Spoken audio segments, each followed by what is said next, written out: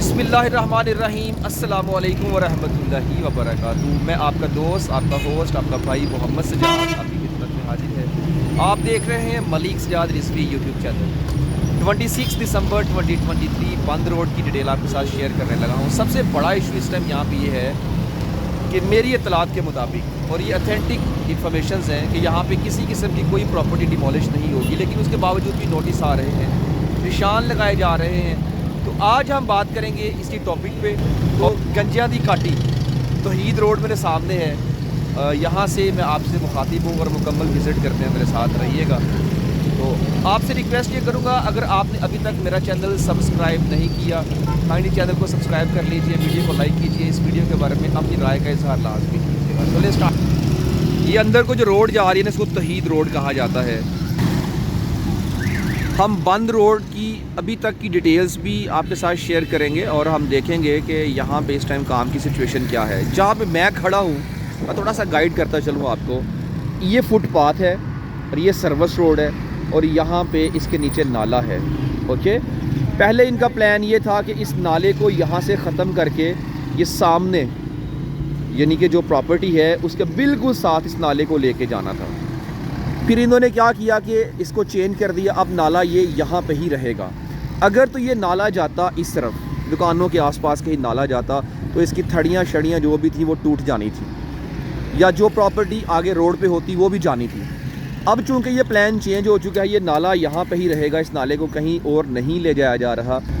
2 lens ये road होगी जहाँ से ट्रैफिक गुजर सकेगी। तो प्रॉपर्टी के हवाले से आप बिल्कुल परेशान नहीं होना कि क्या होगा, प्रॉपर्टी जाएगी। Both sided property are safe, ना इस तरफ की प्रॉपर्टी ना ही उस तरफ की प्रॉपर्टी, कुछ भी यहाँ पे नहीं तोड़ा जाएगा। अब कंसर्न्स ये हैं कि जबकि ये डिसीजन हो चुका है कि प्रॉपर्टी नहीं तोड़ी जाएगी, तो फिर नोटिस क्यों आ रहे हैं? ये बड़ा सवाल है कि नोटिस क्यों आ रहे हैं अगर प्रॉपर्टी नहीं तोड़ी जाएगी। तो भाई ये तो मैं अपने CM साहब से रिक्वेस्ट करूँगा कि जो नोटिस भेज रहा है, जो ऑथराइज्ड पर्सन है, आप कम से कम उनको ये तो पूछें कि आप नोटिस क्यों भेज रहे हैं। यहाँ की आवाम में पैनिक क्रिएट किया हुआ है, सारे बिजनेसमैन ताजर हजरात परेशान हैं इस हवाले से कि प्रॉपर्टी नहीं जा रही है, तो नोटिस क्यों? तो आप लोग इन्फॉर्म नहीं करते, डायरेक्ट नोटिस आते हैं, निशान लगाए जाते हैं और कहा जाता है जी, बंदा अगला परेशान हो जाता है। हम क्या करें, किस मुसीबत में फंस गए हम।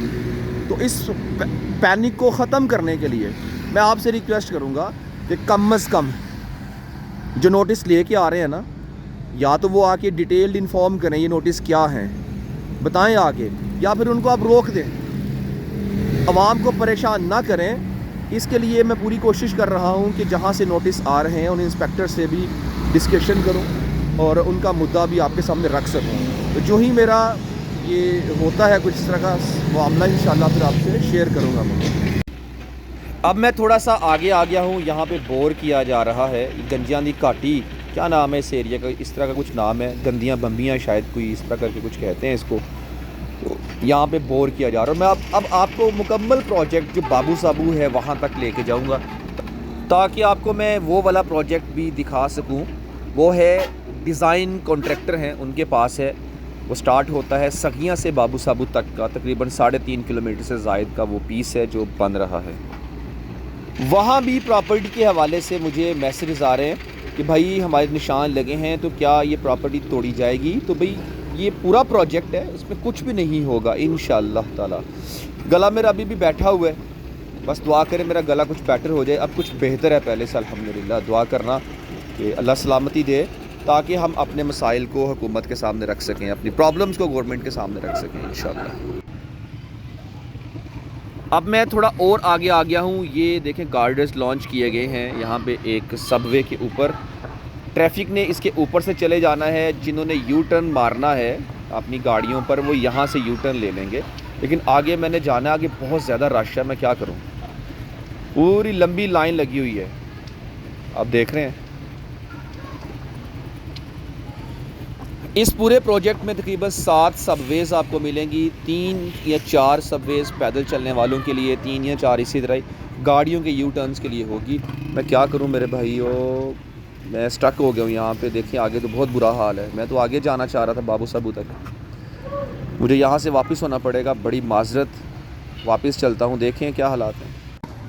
अच्छा, बड़ी माजरत, मैं आगे नहीं जा सका, बहुत ज़्यादा ट्रैफिक है, मैं बड़ी मुश्किल से यहाँ तक पहुँचा हूँ। अब मैं यहाँ से, ये सबवे है, यहाँ से वापस यानी कि बत्ती चौक की तरफ आपको लेके जाऊँगा मैं, और रास्ते में जितनी डेवलपमेंट्स हुई हैं सारी देखते हुए जाएंगे और प्रॉपर्टी के हवाले से मज़ीद डिस्कशन करेंगे। सीएम साहब से रिक्वेस्ट करूँगा कि हजूर वाला बहुत बुरे हालात हैं ट्रैफिक के यहाँ पे, इस प्रोजेक्ट को काइंडली डिले होने से बचा लीजिएगा, जितनी जल्दी हो सकता है इस प्रोजेक्ट को मुकम्मल कर लीजिएगा। अच्छा, ये जो साइड पे ब्लॉक्स आप देख रहे हैं, ये दीवारें जो बनाई जा रही हैं, इसके ऊपर लोहे का जो सरिया वगैरह स्टील वर्क किया जा रहा है, तो इसके अंदर मिट्टी के साथ सारा इसको फिल करना है, फिर उसके ऊपर रोड बनाई जाएगी। जो ऊपर रोड बनेगी, मैंने कल ड्राइंग शेयर की थी, इसके ऊपर यानी कि इसके अंदर जो रोड बननी है वो 4 लेन्स होंगी, 2 लेन्स आने के लिए, 2 लेन्स जाने के लिए होंगी, यानी कि 2 लेन्स बाबू साबू से बत्ती चौक और 2 लेन्स बत्ती चौक से बाबू साबू की तरफ जाने वाली बनाई जाएंगी। और इसी तरह जहाँ से मैं अभी गुजर रहा हूँ, 2 लेन ये और 2 लेन आने वाली बनाई जाएंगी। तो अगर हम टोटल बात करते हैं मुकम्मल, क्योंकि ये सेंटर की जो दीवार है लेफ़्ट साइड पे, ये तो ख़त्म करके सर्विस रोड और इस रोड को मिला दिया जाएगा। 2 लेन्स ये, 4 लेन ऊपर, 6 लेन, इसी तरह 2 लेन्स दूसरी तरफ, 8 लेन का टोटल ये प्रोजेक्ट बनेगा।